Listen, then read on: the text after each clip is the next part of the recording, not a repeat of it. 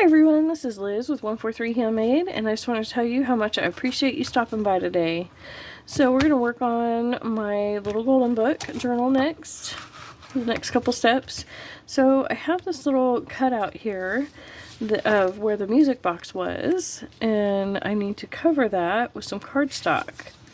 And see, I'm thinking about going ahead and doubling it over that, but that's not going to double it, so I think just one layer of cardstock will be fine. So we're going to do it this way, and I'm going to make this a pocket. I'm going to leave that flap there. So do I want to put it this way? Yes, I'm going to put it this way so that way the pocket tucks, you know, away from the edge. But I am going to, let's see, do I want to have a torn edge? Yeah, I'm going to go ahead and tear the edge. It's just a little bit, it's a little bit too deep. So I'm going to go ahead and just tear this down, like so. And then, let's see, nah, I was going to grab some ink, but no, I don't want to, I'll ink it later, it'll be fine. Because I'm not sure what colors inks I'm using yet. I haven't used any ink in this journal yet, so I want to wait and just do all of the inking at once, so that way I use the same color. So I guess we're going to install that like so. So this is Fabrifix. This is my favorite glue right now for paper and fabric. It's, let's see, it's just, glue is one of those personal preference things, and you have to figure out what you can afford. You have to figure out what is available in your area, you know, what works for you. And because different humidities can make a big difference in how well a glue performs.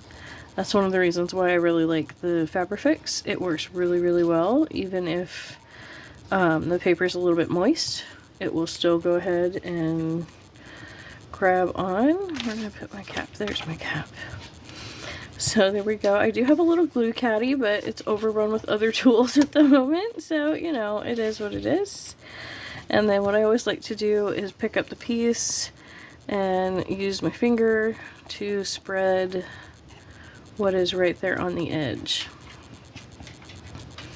And this, I don't want it to go all the way to the edge, but I do want it to go, you know, to the edge of this darker colored paper.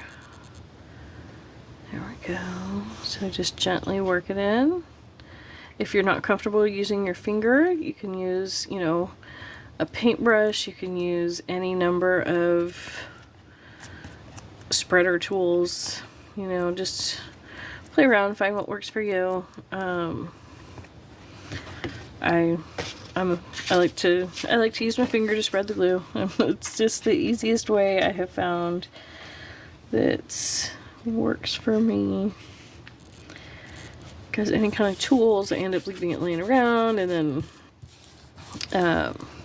see, I did for a while I did do the credit card thing where I you know, used an old expired credit card. Actually, it was not an expired credit card. It was one of those free non-credit cards that they send you in the mail. I did use those, and I do still use those on occasion, but I have, on occasion, forgotten them out and had to strategically remove them from my cats. So that's part of why I just use my finger, because I'm not going to accidentally forget that I have wet glue on my finger. You know, it's not going to get on the cats. It's just a preventative. So you do want to be careful. You know, if you do have pets, you do want to make sure that you're, you know, paying attention to whatever glues you're using around them. I know birds especially can be quite sensitive to smells, and so you want to be very careful there. Their safety comes first, of course. So there we go. I'm just going to glue those edges down, and I'm going to add more to this. This is just the, you know, the first little bit. There we go. Okay, and then I have this signature, which is the lovely vellum The scrapbook page, the original book page, another original book page that is actually a pocket. I'm going to add in this envelope as a page.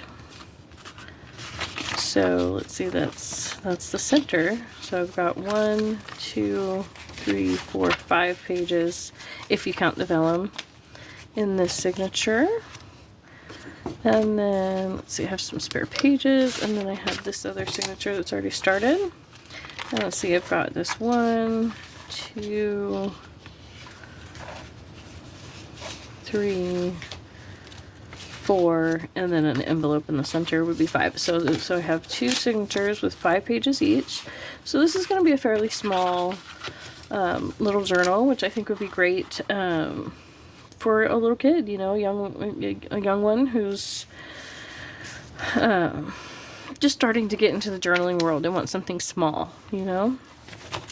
So there's that. I have a few pages left to embellish with, and or might just get stuck in pockets. And then here is the back cover. So what I'm going to do with the back cover that's a little bit different than what you might have seen before. So I'm going to take my knife here and cut this little piece of paper off, but only along that front edge there. See, now it's not even 100% perfect, but it got rid of the raggedy there. Okay, and see, now what I'm going to do is I'm going to very carefully pull this paper open. There we go. And pull this cardboard out because I want the signature, or not the signature, I want the binding to be wider than what this cardboard will allow. So I'm going to pull that gently on out of there. That worked fairly well. I had a small rip, but that'll be fine. And see, now I can include this in my binding and slip my new binding possibly into this pocket. That gives me options of how to do the binding. And so let's see, how does that look so far? Yeah, we need to add just a little bit of growth. It won't be a lot, but just a little bit to the binding. I don't know, maybe if I hadn't cut it apart and just taken that out, I don't know. Isn't it funny how like you always, or at least this happens to me a lot, is that as I'm going, I'm like, oh wait, what if I had done this? Oh wait, what if I had done that? You know, and it just, you're never going to be able to do every single thing that pops into your brain, and that's all I was getting at there. So let's see, what if we were to just use this as the front cover base, at least. And then I can embellish this guy, this page.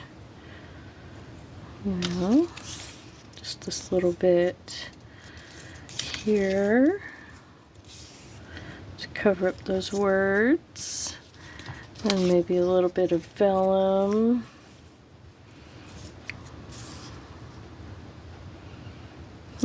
Yeah, I like that. Just to have this be the cover, and add some lovely layers. Yeah, so let me know in the comments below if you like that idea for the cover. Just using one of the pages as the base for a collage cover, and then just putting that on the cover. Yeah, so let me know what you guys think about that.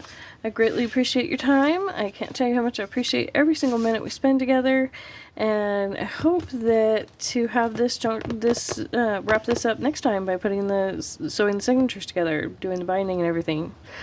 Thank you so much.